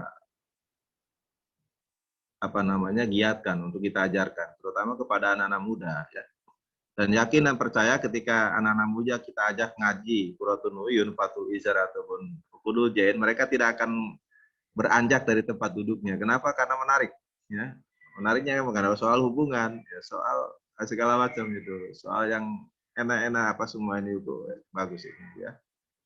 Ini mungkin Bapak Ibu penghulu ini dan penyuluh bisa punya kelompok-kelompok pengajian khusus membahas ini untuk anak-anak muda. Untuk apa? Untuk bisa menarik. Ya, satu, Kalau nama kitabnya tadi, nama kitabnya. Quratun Bisa diulang. Uyun. Ya, Quratun Uyun. Nama kitabnya. Iya. Lalu, Quratun Uyun nama kitab. satu. Iya, Bapak saya lagi bicara ini. Jadi Quratun Uyun, Fathul Izar, ya. Dan Uqudul Jain.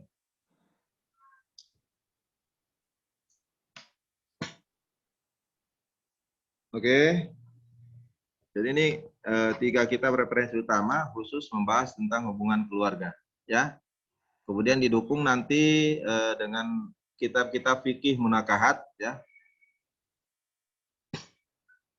Paling tidak ada 17 kitab utama di fikih munakahat, ya, yang bisa kita baca Bapak Ibu, ya, untuk mendukung nanti apa yang dijelaskan di 3 kitab itu punya landasan nggak itu. Jadi itu ada hubungannya dengan beberapa kitab fikih munakahat, jadi menjelaskan secara detail di 3 kitab. Cukup ya? Jadi gitu Pak, ya, no problem kalau itu namanya penyakit, ya. Jadi alasan orang bercerai itu, berpisah itu dibolehkan ya. Satu, kalau dia dalam keadaan sakit. Ini salah satunya kan sakit, ya. Baik istri maupun suami sakit itu, ya, boleh dilakukan. Ya. Oke, saya kira cukup ya mewakili. Baik, Pak Indra, sudah monitor Pak Indra? Siap Pak Haji, monitor Pak Haji. Oke, jadi gimana ini? Mau dilanjutkan ke materi berikut? Ya, tafadhal Pak Haji untuk rilis materi. Oke, baik. Terima kasih ya atas izin host dan panitia Pak Indra. Kita akan melanjutkan materi. Dan materi kita untuk hari ini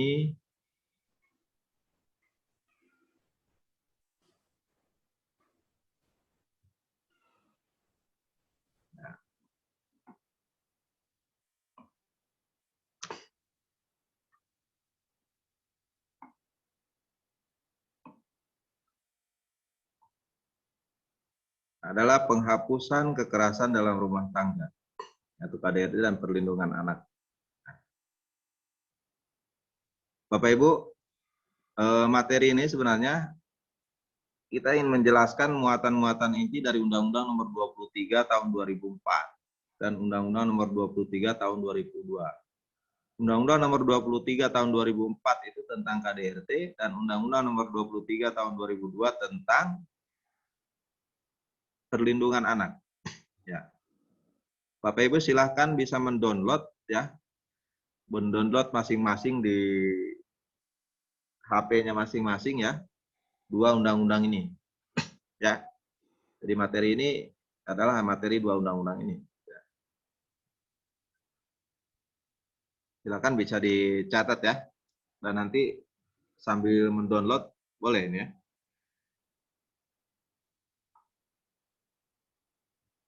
Nah, Bapak Ibu, kekerasan di dalam rumah tangga, ya.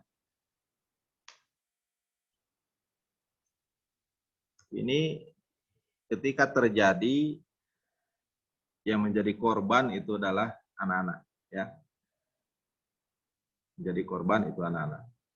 Kemarin kita sudah mengulas secara psikologi mengapa ya ketika orang berseteru ya kita ini cenderung keras-kerasan. Ya, suara kita cenderung berteriak, ya. Kemudian tindakan kita juga cenderung kasar. Ya. Jawabannya adalah ketika kita berbicara berteriak-teriak dan berbicara kasar-kasar, ya, itu menunjukkan bahwa hati kita sedang berjauhan. Ya. Yang kedua, ketika tindakan kekerasan itu terjadi, ya, itu pertanda bahwa hilangnya kasih sayang. Ya. Jadi dua itu Pak ya. Kenapa orang bertindak dan berlaku keras? Karena hilangnya kasih sayang. Ya. Selama kasih sayang itu masih ada di dalam diri itu, maka kekerasan tidak akan mungkin terjadi. Kekerasan dimaksud ini adalah kekerasan yang memang menimbulkan bahaya dan dampak setelahnya. Ya, baik terhadap dampak fisik, dampak psikologi, maupun dampak secara psikis. Ya, baik fisik dan psikis. Ini yang dimaksud dengan kekerasan. Nah, bagaimana ketika kita melihat ya pola pendidikan di masa lalu, misalnya di zaman-zaman kita mungkin masih mengalami ya. Saya tidak tahu kalau generasi sekarang. Saya memastikan kalau di umur-umur generasi umur saya itu masih mendapati Bapak Ibu. Ya, kita di pondok dulu kalau belajar itu ngaji kitab di hadapan kiai duduk bersila sambil pegang kipas dari bambu ya. Kita ngaji kita di depannya ya. Mengeja satu persatu. Ya, begitu ada yang salah ya. Salah, ulangi. Diulangi, salah lagi, ulangi. Nah, ini pegangan kipas ini sudah mulai melayang ya. Melayang di kepala atau melayang di lutut. Tak! Kita dipukul ya. Dengan kipas itu. Tak! Di kepala atau di lutut gitu ya. Dan itu setiap hari Pak kita lakukan. Ya. Nah, apakah itu masuk dalam kekerasan? Dulu ya kita belajar mengaji juga begitu ya. Kalau subuh sudah bangun dan dalam keadaan ngantuk baca salah terus itu ya. Satu kali diulang salah, dua kali diulang salah, yang terjadi apa? Ini bulu mata jadi sasaran ini. Langsung ditarikin di alis kita, cak ya. Tali bulu mata ya. Itu semua kelihatannya itu kekerasan ya. Tapi ini dalam proses pendidikan. Ini apakah masuk dalam wilayah kekerasan atau bukan? Nah, itu nanti Bapak Ibu coba analisa ya. Jadi kekerasan yang dimaksud adalah kekerasan ya, yang memang memiliki dampak ya, dampak negatif pada fisik maupun psikis dan mental. Nah, kalau dalam wilayah pendidikan ya mungkin dampak fisiknya ada, dia luka, mungkin hilang bulu alis ya, mungkin lutut sakit ya, tapi dampak secara mental, secara psikisnya ya, dia itu memperbaiki kedisiplinan, memperbaiki motivasi dan seterusnya. Nah, ini. Jadi kalau sekarang Pak jangan dibilang ya, betapa banyak guru-guru yang dilaporkan oleh orang tua muridnya, ya hanya karena ya anaknya disentuh sedikit, dicubit sedikit, lapor polisi, guru masuk penjara. Coba bayangkan ya. Ini perlu pencerahan memang tentang membedakan di mana posisi metodologi dalam pendidikan dan pembelajaran serta posisi kekerasan di luar itu. Ya. Baik Bapak Ibu, jadi konsep KDRT di dalam Undang-Undang Nomor 23 Tahun 2004, ya, itu dijelaskan bahwa setiap perbuatan terhadap seseorang, ya, setiap perbuatan terhadap seseorang, terutama pada perempuan, yang berakibat timbulnya kesengsaraan atau penderitaan secara fisik, seksual, psikologi, dan atau penelantaran rumah tangga termasuk ancaman, ya, untuk melakukan perbuatan, pemaksaan, atau perampasan kemerdekaan secara melawan hukum dalam lingkungan rumah tangga. Nah, jadi ini kategori KDRT ini ya.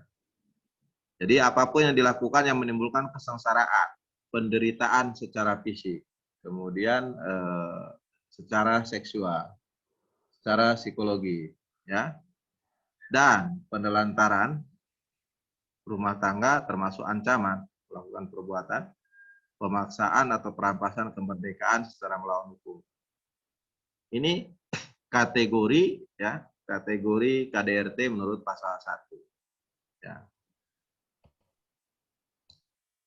Dengan demikian, maka menurut pasal tersebut itu dijelaskan pada pasal 5 dan pasal 9 ya. Beberapa bentuk KDRT itu ada 1 ya, kekerasan fisik ya. Kemudian kekerasan seksual ya. Kekerasan psikis, kekerasan ekonomi. Nah, jadi ini beberapa bentuk kekerasan. Ya. Kita jelaskan kekerasan seksual itu seperti apa, gitu. Bagaimana kita menghadapinya.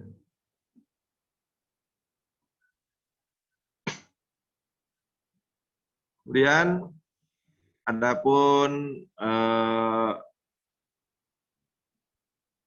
lingkup rumah tangga. Nah ini, Bapak Ibu, kemarin kita mengidentifikasi ya, di mana beda antara keluarga dengan rumah tangga. Ya. Setelah kita mengetahui perkawinan dan pernikahan. Nah, yang dimaksud dengan rumah tangga, ya, itu adalah suami, istri, dan anak. Dan orang-orang yang mempunyai hubungan keluarga yang menetap dalam rumah tangga. Atau yang ketiga, orang yang bekerja membantu rumah tangga dan menetap dalam rumah tangga tersebut. Itulah rumah tangga. Ya. Jadi Bapak Ibu, ya, ketika ditanya, ya, siapakah anggota keluarga dalam rumah tangga kita, ya ini. Ya. Ini beda keluarga. Kalau keluarga yaitu hanya suami, istri, anak. Ya. Kemudian kalau rumah tangga, ya, semua yang tinggal, ya, menetap di dalam rumah kita itu rumah tangga, termasuk pembantu yang membantu kita. Ya.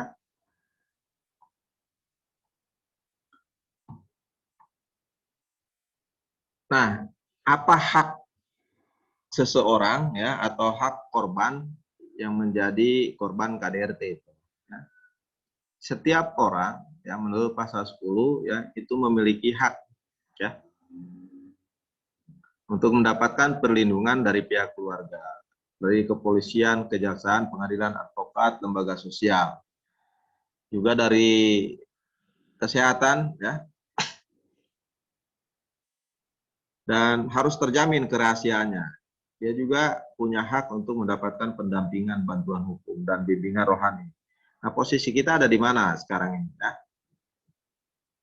Sebagai pembina keluarga sakinah, ya, ini juga kita bisa mengambil peran dari kesemuanya ini, ya. Tapi peran secara langsung, ya mungkin kita satu ya, untuk pelayanan bimbingan rohani, ya kita punya wilayah. Tapi perlindungan dalam pihak keluarga juga kita bisa, ya. Bagaimana kita mengajak keluarga itu ya, mempengaruhi keluarga untuk menghentikan itu semua, ya.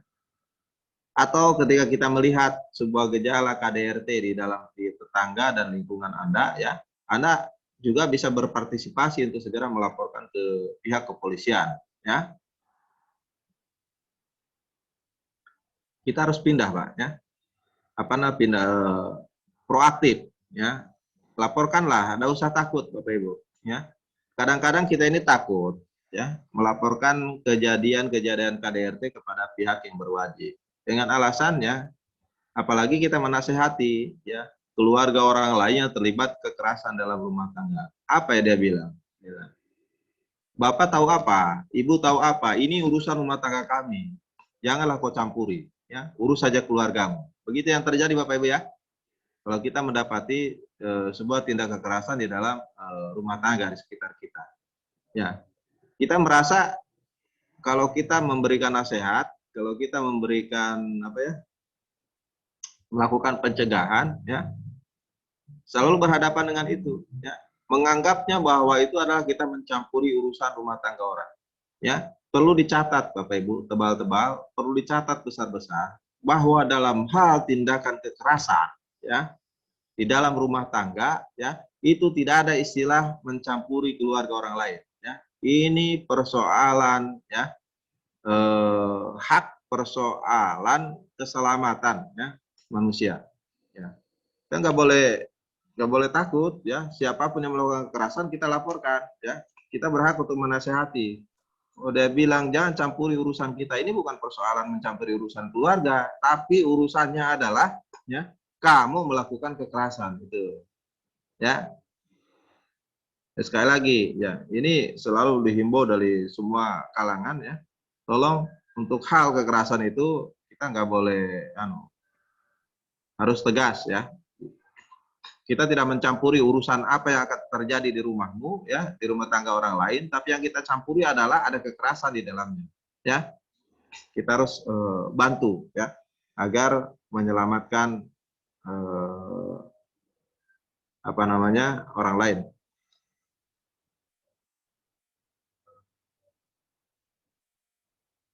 Kemudian bagaimana upaya pencegahan dan penanganan KDRT ya. Jadi pencegahan dan penanganan KDRT itu adalah tugas dan tanggung jawab kita semua, Bapak Ibu, ya. Bukan hanya tugas pemerintah, tapi tugas masyarakat juga punya tugas. Semua terlibat, ya. Ini betapa betapa pentingnya ini perlindungan terhadap keluarga itu, maka semua ikut terlibat. Semua ikut terlibat, ya. Ini pemerintah juga terlibat. Apa peran pemerintah dalam pencegahan ini? Ya, kita lihat. Pemerintah tugasnya adalah merumuskan kebijakan tentang penghapusan.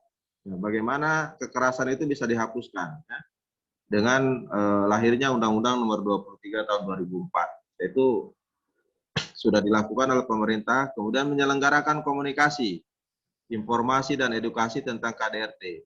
Menyelenggarakan advokasi sosialisasi tentang KDRT, menyelenggarakan diklat. Ya, ini seperti yang kita lakukan, ini ada materi tentang ini. Ya. Kemudian sensitif gender dan isu KDRT, serta menetapkan standar dan akreditasi pelayanan sensitif gender. Ini program-program ini banyak dilakukan oleh Kementerian Sosial, kemudian di Kesra, kemudian di Kementerian Perempuan, Badan Perempuan, Komisi Perlindungan Anak, ya, Komisi Perlindungan Perempuan, ini banyak dilakukan. Ya. Apa yang ini program pemerintah itu diamanatkan kepada mereka untuk menggiatkan ini. Ya.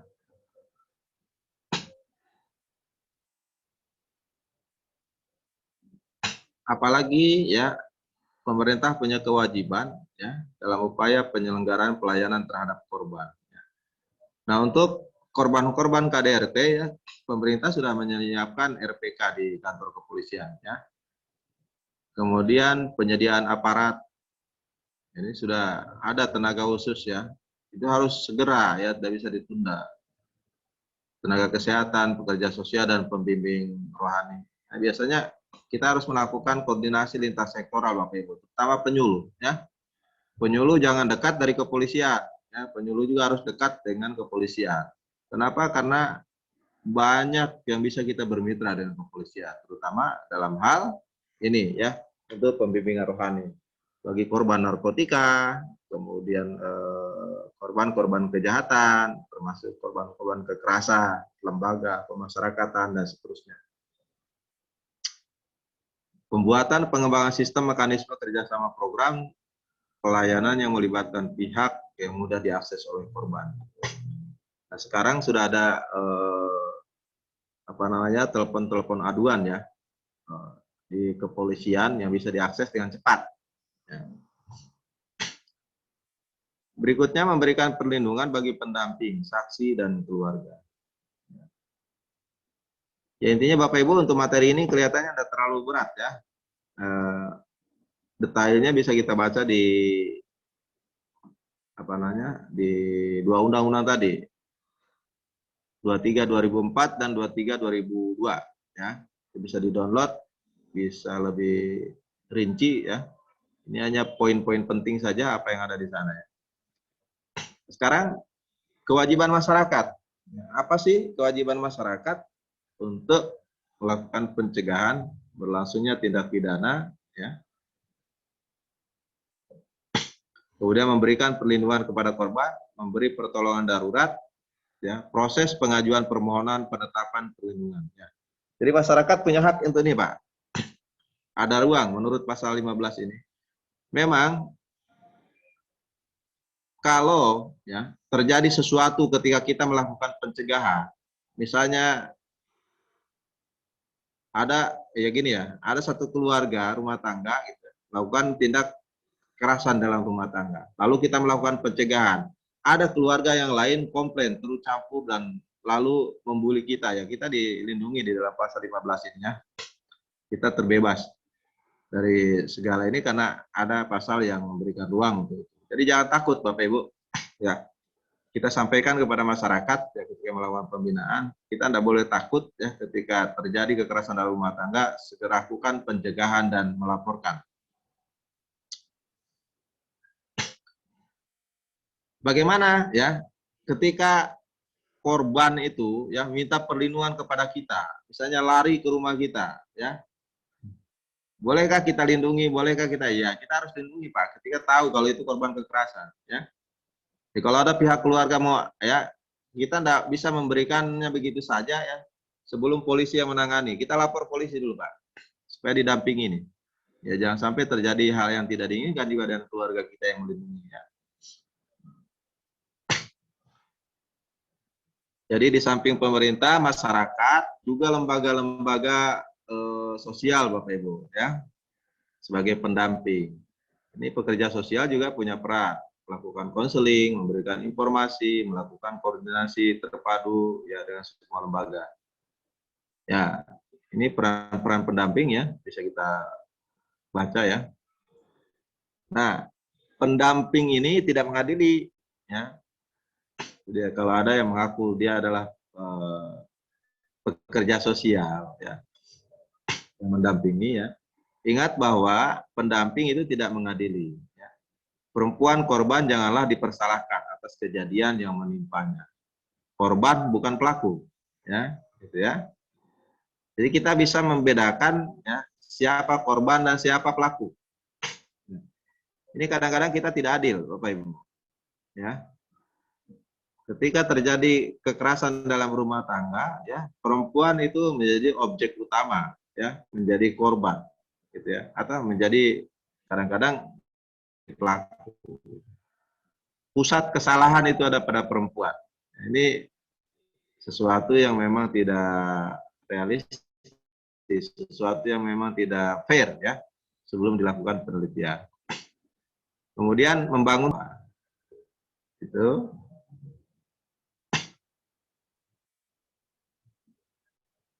Kemudian asas pengambilan keputusan sendiri.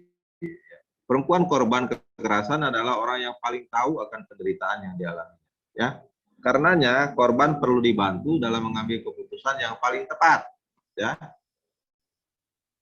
untuk dirinya sendiri. Maksudnya gimana Pak? Ketika mereka berlindung kepada kita, meminta perlindungan, kemudian dia memutuskan saya mau harus begini, ya. Itu kita tidak usah melakukan kontradiksi dengan dia karena dia yang lebih tahu ya bagaimana penderitaan yang dialaminya ya.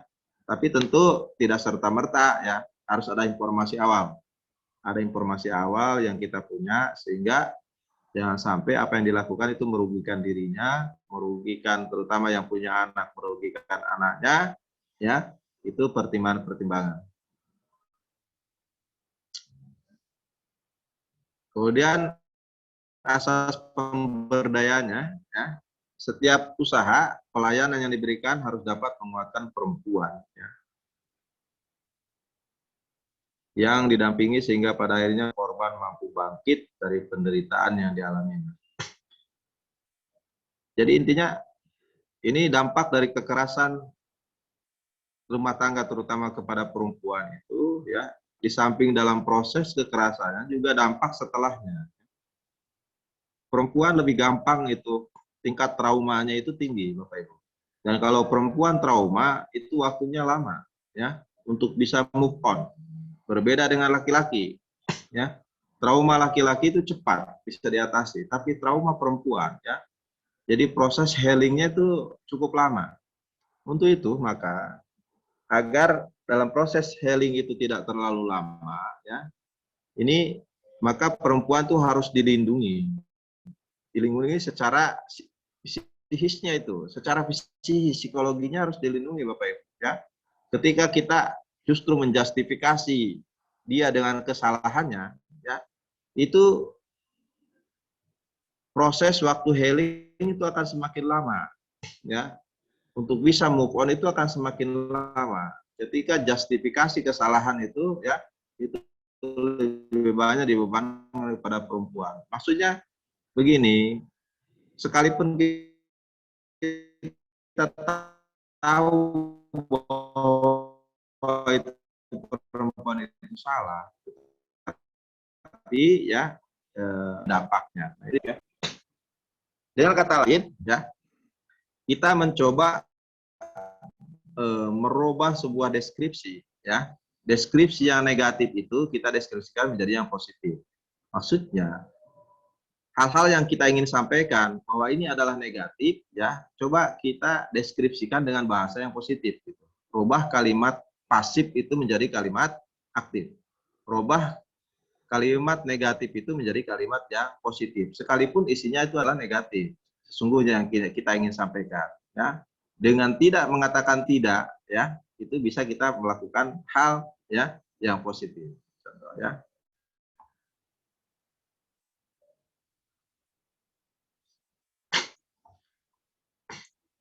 Oke, nah bisakah kita menjadi pendamping dan konselor korban kekerasan? Sangat bisa, Bapak Ibu. Ya, penyuluh, penghulu, ya itu bisa masuk ke wilayah ini, ya. Wilayah ini. Nah, banyak hal yang bisa kita sentuh Bapak Ibu di dua profesi ini, penyuluh dan penghulu. Itu di BNN ya, itu diperlukan advisor ya, yang punya background memang konseling ya, yang punya background itu adalah penyuluh. Ya. Kita tidak pernah itu menyentuh ke sana, ya hanya orang-orang luar yang masuk, ya. Padahal peluang bagi penyuluh untuk bisa masuk. Kemudian di KPK, ya, setiap tahun KPK itu menerima, ya itu penyuluh anti korupsi. Nah, penyuluh penghulu tidak pernah menyentuh itu, yang masuk daftar di situ. Ya. Jadi mari kita buka sayap ini, ya. Di BNN, kemudian bisa masuk di KPK, ya. Dan ini dalam untuk perlindungan kekerasan juga bisa ya, menjadi pendamping.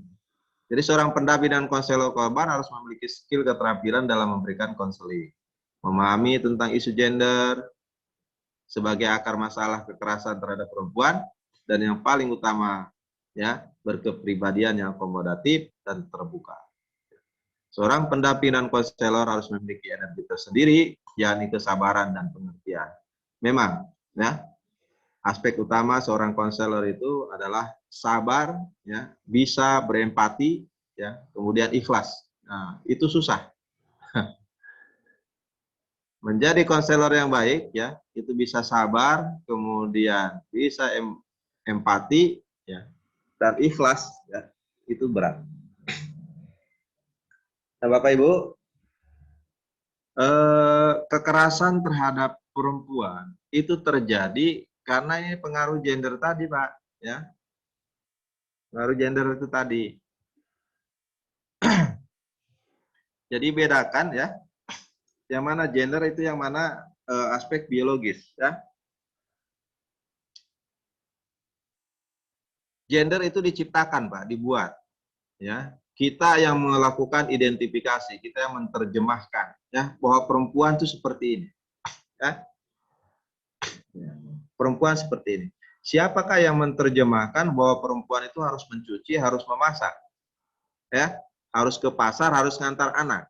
Siapakah yang menerjemahkan kewajiban itu? Ya, itu kan kita, Pak, ya. Kita, masyarakat, dan semuanya itu. Jadi mendiskreditkan perempuan, ya, bahwa tugas perempuan itu hanya di sumur, kemudian di dapur, ya, dan di kasur. Itu tugas perempuan, ya. Padahal itu semua bisa dilakukan oleh laki-laki, itu semua bisa dilakukan oleh anak-anak, itu semua bisa dilakukan oleh Tapi karena adanya kurungan ya definisi tentang perempuan ini ya, maka ketika perempuan itu tidak melaksanakan apa yang didefinisikan, maka terjadilah sebuah justifikasi kesalahan. Ya. Contoh misalnya ketika istri tidak sempat lagi mencucikan pakaian suami, suami marah, gitu ya. Karena suami marah, ya, padahal pakaian mau dipakai sampai dipukul, ya. Itu kenapa? Karena ada justifikasi bahwa mencuci itu tugas suami, tugas istri, ya. Padahal bisa dilakukan juga suami, bisa dilakukan oleh anak, ya. Karena inilah Pak ya, pendefinisian dan justifikasi terhadap perempuan itu tadi, ya akibat persoalan gender itu akan menyebabkan atau menjadi faktor utama juga terjadinya kekerasan, ya. Dianggap bahwa dia tidak melaksanakan kewajibannya, ya. Padahal kemarin kita jelaskan ya bahwa secara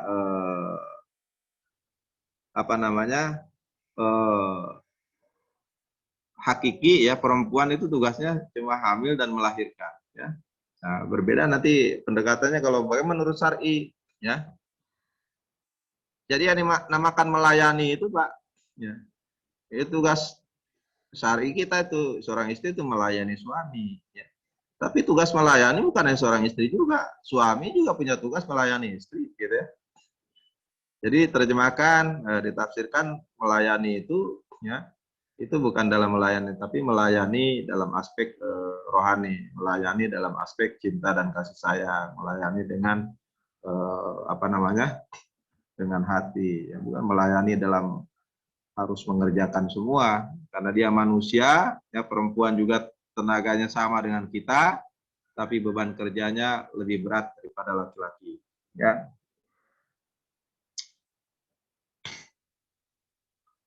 Baik. Nah, kualifikasi pendamping korban. Ya. Ini sebagai pendengar yang aktif, hangat, dan toleran. Ya. Ini peran tenaga kesehatan, Bapak Ibu ya. Jadi saya kira ini tidak ada yang ini ya, cukup bisa dibaca ya penjelasannya. Ya, yang paling penting adalah apa yang harus kita lakukan di sini. Nah, dalam proses nanti bimbingan perkawinan Bapak Ibu ya, di samping kita mengenalkan bagaimana keluarga itu harus berjalan sebagaimana mestinya ya, melakukan pendekatan secara psikologi, juga harus kita pahamkan hal-hal yang tidak boleh terjadi di dalam kehidupan rumah tangga. Apa itu? Yaitu adanya kekerasan ya dalam rumah tangga dan juga perlindungan anak. Yang disampaikan. Nanti ada instrumennya. Saya akan berikan contoh instrumennya ya. Ya, sebelum melakukan proses bimbingan itu beberapa instrumen harus kita sebar kepada peserta bin-bin itu ya, peserta konsultasi ya. Ada beberapa instrumen kita sebar untuk mengetahui ya dan menjelaskan bagaimana hal-hal yang tidak boleh terjadi di dalam keluarga. Kemudian kita bergeser ke perlindungan anak ya. Bapak Ibu ya, kadang kita berpikir ya, saya tidak menghendaki anak seperti itu ya. Ketika kita berbicara begitu, anak juga dalam hati itu akan berkata, saya juga ya tidak meminta ya, saya lahir ke dunia ini gitu ya. Anak-anak tidak ada yang minta dilahirkan ke dunia ini gitu ya. Gitu. Jadi jangan sekali seperti itu. Ya, anak itu harus terjamin haknya. Ya, apa itu? Untuk tumbuh dan berkembang, berpartisipasi ya. Kemudian tercegah dari kekerasan dan diskriminasi. Anak punya hak untuk hidup. Anak punya hak melangsungkan kehidupan. Ya, dan perkembangan penghargaan terhadap anak. Bapak Ibu, kita lihat di jalan-jalan sana tuh ya, yang kadang-kadang merasa terenyuh ya. Anak-anak di jalanan di lampu merah ya, itu fenomena ya. Sebuah fenomena ya, eksploitasi dan diskriminasi anak terjadi.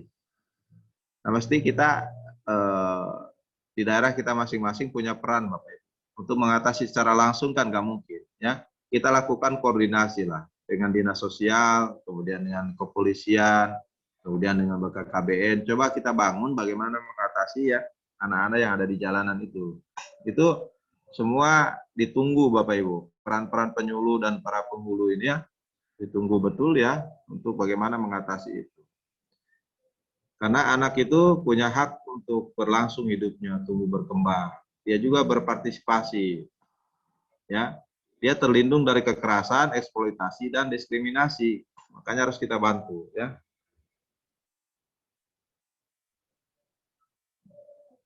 Jadi perlindungan anak memerlukan adanya perangkat hukum ya, berupa undang-undang. Ya kita sudah punya undang-undang yang nomor 23 tahun 2002 ya. Tapi kita belum sosialisasikan nih ya, terus sosialisasi. Kebijakan ini harus jelas struktur pelaksanaan dan pembiayaannya. Ini kalau di barat Bapak Ibu, penelantaran terhadap anak itu luar biasa menjadi perhatian besar ya. Ketika ada orang tua itu ya, sedikit saja itu di antara sekian haknya itu ada hilang satu saja ya. Itu orang tua itu dapat hukuman Pak ya. Bisa masuk penjara itu orang tua kalau satu komponen hak anak itu tidak terpenuhi, kemudian anak melapor ya orang tua bisa dipenjara.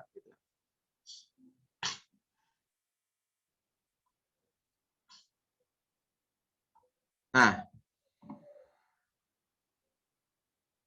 Bapak Ibu, ada hal menarik dari materi ini. Ya materi lain bisa dibaca, tetapi ada hal ending mungkin bisa dijadikan nanti di dalam RTL kita, ya. Bahwa pelatihan jarak jauh ini punya RTL, ya.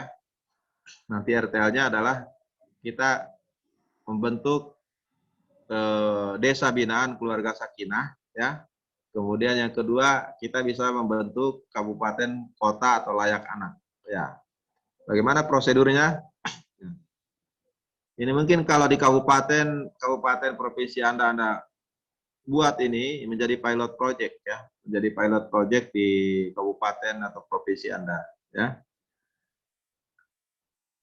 Jadi kabupaten kota layak anak gitu, yaitu sistem pembangunan satu wilayah administrasi yang mengintegrasikan komitmen dan sumber daya pemerintah, masyarakat dan dunia usaha terencana serta menyeluruh berkelanjutan dalam program dan kegiatan pemenuhan anak.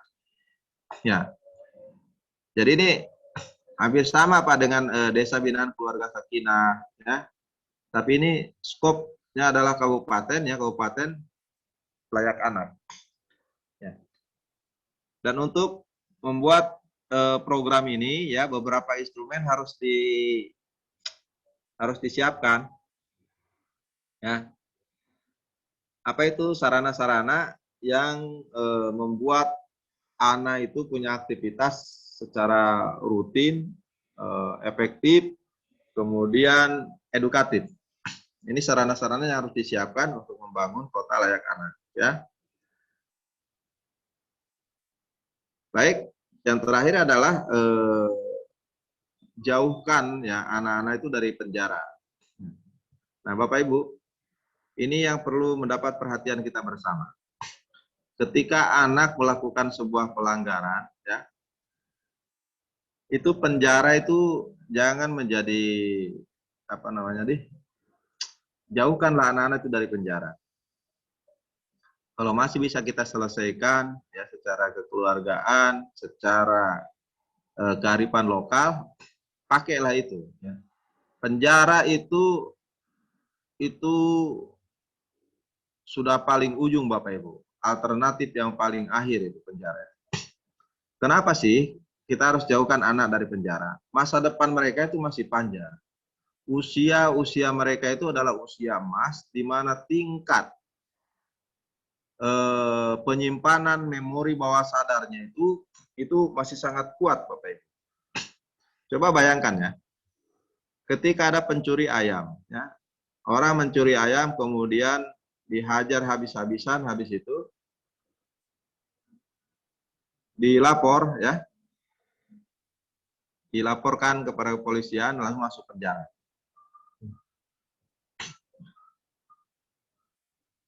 Ya. Apa yang terjadi? Apakah dia ada efek jerah dengan penjara itu? Bukan efek jerah, Pak. Tapi dia akan menambah ilmu mencurinya. Yang tadinya dia hanya tahu curi ayam hanya karena kebutuhan, ya, dia mau makan.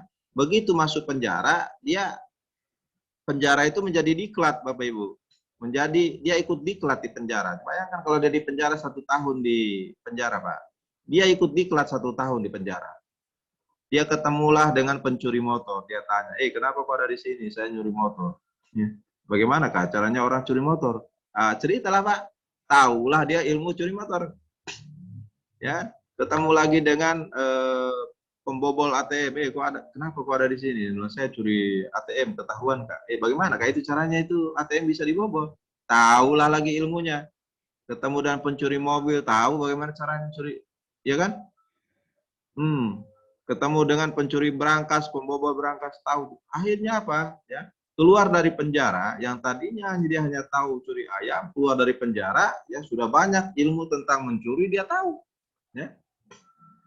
Apakah ada efek jerah? Ya, keluar dari penjara betul dia tidak lagi mencuri ayam, tapi seminggu kemudian motor tetangga hilang.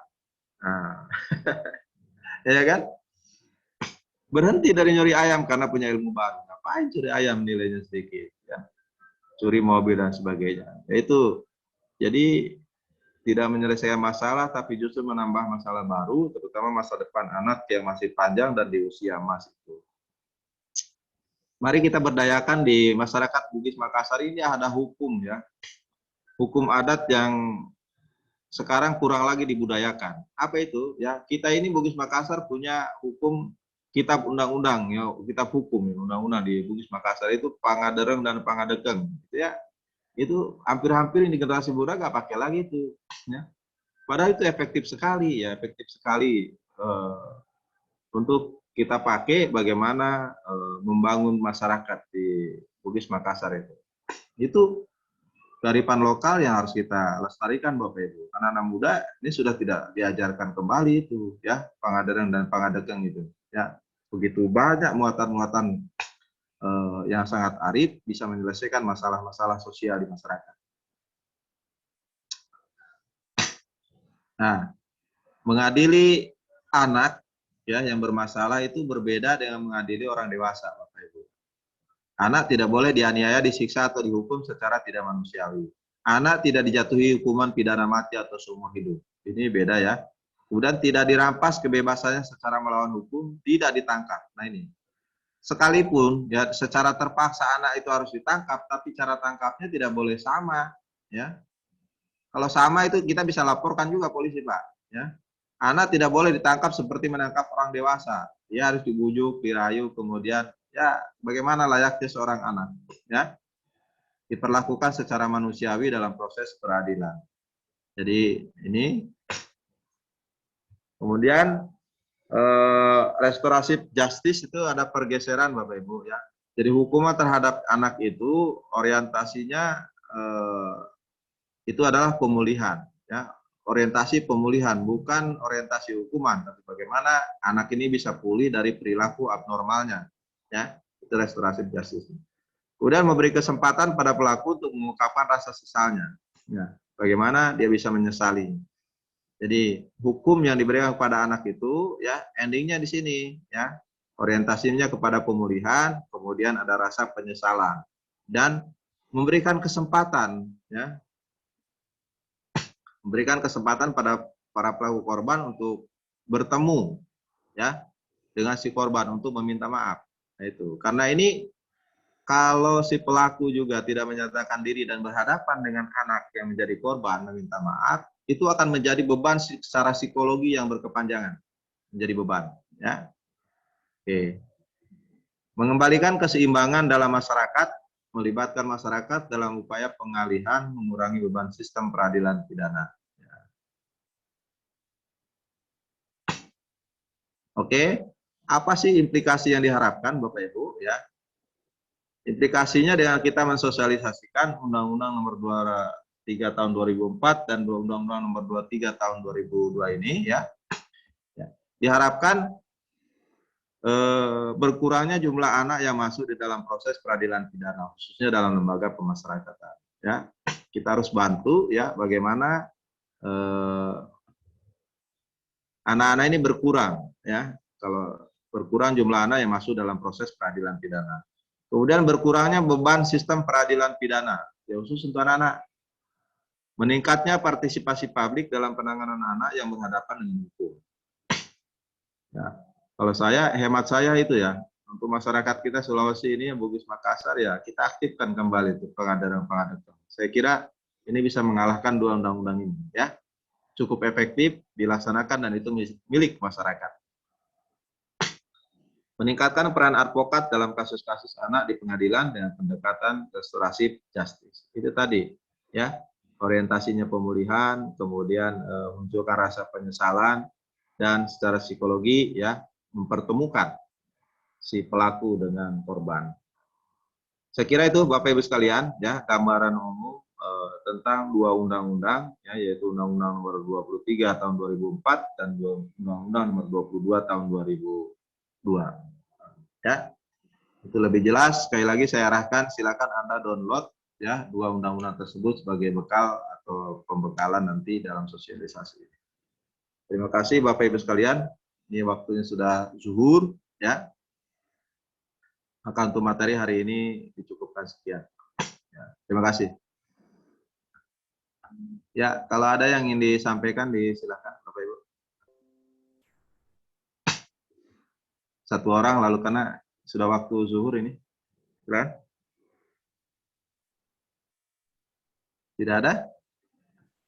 Kalau tidak ada, nanti bisa nanti pertanyaan-pertanyaannya kita bawa ke forum tanya jawab Bapak Ibu ya. Saya sampaikan, tolong diramaikan Bapak Ibu karena terekam ini ya. Kemarin cuma hanya 3 orang yang masuk di forum tanya jawab ya. Dan cuma 5 orang yang masuk di forum chatting. Ya, itu terekam historinya dan akan menjadi penilaian. Itu ada grade-nya Bapak Ibu. Ya. Ada grade-nya. Kenapa ada masalah kok? Ya. Bukan hanya Anda buka lalu tidak ada aktivitas. Kalau dibuka diam semua itu. Isi A diam. Jadi silakan. Kita beralih dari WA sekarang ke chatting room setelah materi ini. Ini di WA rame ya. Bapak Ibu kalau di WA itu tidak terekam Pak. Tidak termasuk aktivitas diklat. Tapi kalau Anda chatting di forum chat di BLC ya, ini masuk grade ya dalam perhitungan kegiatan diklat. Kalau di WA tidak dihitung ya. Jadi sekarang alihkan setelah materi ini chatting-chattingan di WA kita alihkan ke chattingan di chat BLC. Kan sama Pak. Ada juga notifikasinya kan? Kalau ada pesan masuk apa segala macam. Ya. Kemudian begitu juga forum tanya jawab di ini untuk khusus untuk pertanyaan Anda kepada pemateri ya. Silakan gunakan forum tanya jawab itu. Dan insya Allah saya akan merespon ya. Kemarin beberapa yang bertanya langsung dia direspon. Tidak ada yang sampai 1 jam ya. Itu masuk pertanyaan, kita jawab pertanyaan.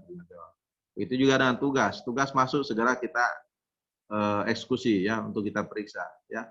Jadi kita juga gak ada istirahat Pak ya. Kalau pulang begini ya, itu sebentar ya sampai jam 9 gitu. Kita tongkrongi itu. Jadi ini harus balance, Bapak Ibu juga jangan menyanyiakan waktu ya, yang bisa dikerjakan silakan kerjakan ya. Oke. Jangan sampai terulang lagi dengan hal yang. Kemudian yang terlambat tadi saya berikan waktu nanti mulai 1:30 sampai jam 2 Pak ya. Bisa nggak? Ya, yang 5 orang tadi yang belum menyetor tugasnya. Gangguan Pak suaranya. Hah? Gangguan? Bagus Pak, bagus Pak. Suaranya bagus. Ya nanti tolong dibantu menyampaikan kepada yang gangguan suaranya ya. Jadi yang 5 orang yang belum menyetorkan tugasnya di psikologi, saya kasih waktu, saya akan buka nanti 1:30 sampai jam 2. Silahkan Anda upload ya. Ibu Jumriati, Pak Irwan, Ibu Maryam. Siap Pak. Pak Rusdin Yasin, Asgar Ilyas. Sudah ada belum orangnya ini? Siap. Ya, sudah ada 40 semua ini. Ya, Adik, silakan Pak. ya Anda upload tugas Anda mulai 1:30 sampai jam 2 siang ini ya. Kemudian untuk tugas yang ini, materi kedua ini PKDRT dan perlindungan anak ya. Sama seperti kemarin ya. Silakan selesaikan tugasnya. Kalau masih bingung, Anda bisa chatting-chattingan ya, bertukar pikiran sama teman-teman di forum chat ya. Oke. Kemudian kalau buntu di situ nanti bawa ke forum tanya jawab ya. Bisa bertanya langsung kepada saya nggak bisa jawab, nanti tanya teman-teman ya. Jadi begitu Pak ya. Batas sampai jam 9 malam juga ya, silahkan. Intinya bahwa semua tugas itu dari saya tidak ada yang teoritis ya, semuanya praktis, gak usah lagi berteori apa yang harus kita lakukan. Oke? Ya. Terima kasih Bapak Ibu sekalian ya. Mohon maaf atas segala kekurangannya ya. Sukses selalu, selamat mengerjakan tugasnya. Kita tunggu sampai jam 9 malam. Ya. Pak, materi dan tugasnya Pak belum bisa diakses di BLC nih Pak. Ya nanti Pak Indra bukakan ya. Cuma Siap. sengaja itu nanti selesai materi ini baru dibuka ya. Supaya kita fokus ya. Mungkin itu saja saya serahkan ke Pak Indra ya. Terima kasih dari saya. Wa ilallahi turja'ul umur. Wassalamualaikum warahmatullahi wabarakatuh. Waalaikumsalam warahmatullahi wabarakatuh. Waalaikumsalam warahmatullahi wabarakatuh.